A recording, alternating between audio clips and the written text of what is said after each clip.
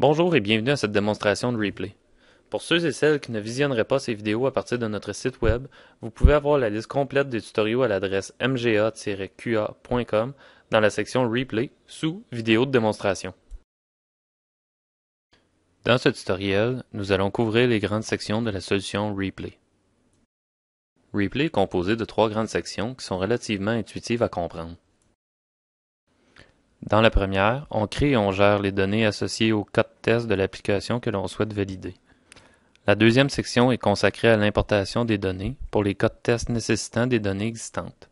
Finalement, la dernière interface gère la création des fichiers ou bases de données de test qui populeront les environnements de validation. La majorité du temps d'un utilisateur du logiciel se déroulera dans l'interface de création et de gestion des cas de test. Vous remarquerez que cette interface est divisée en deux sous-sections, une arborescence à gauche de l'écran et une fenêtre d'édition à droite. L'arborescence est une représentation de tous les objets nécessaires à la création des fichiers et bases de données de test. L'ordonnancement des objets dans l'arborescence est totalement libre pour vous permettre de suivre la logique d'affaires de votre entreprise. Tous les objets sont éditables simplement par un double clic, ce qui les portera à l'écran dans la fenêtre d'édition à votre droite. Toujours dans l'arborescence, les crochets à gauche de tous les objets servent à la sélection des cas de test avec lesquels on veut interagir dans les interfaces d'importation et ou de création de jeux de test.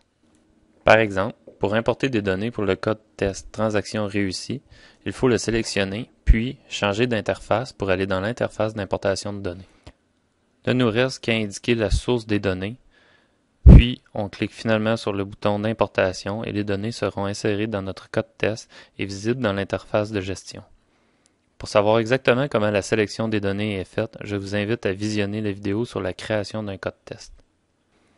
Il est important de noter que les données ne doivent pas nécessairement provenir de la production, mais simplement d'une source ayant le même format.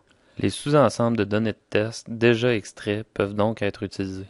Finalement, une fois les cas de test créés et les données importées, nous pouvons générer les fichiers et les bases de données nécessaires au test. Pour ce faire, on insère simplement la destination choisie pour accueillir les fichiers et les bases de données de test. Ensuite, on choisit la date de référence à laquelle on veut actualiser les données. Cette date est expliquée beaucoup plus en profondeur dans la vidéo « Création de jeux de données de test ».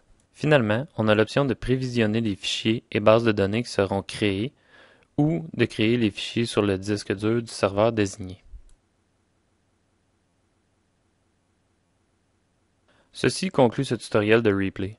Mon nom est Guillaume Farran, architecte principal de la solution, et je vous invite à m'écrire à l'adresse gfarran@mga-qa.com pour toute question ou commentaire.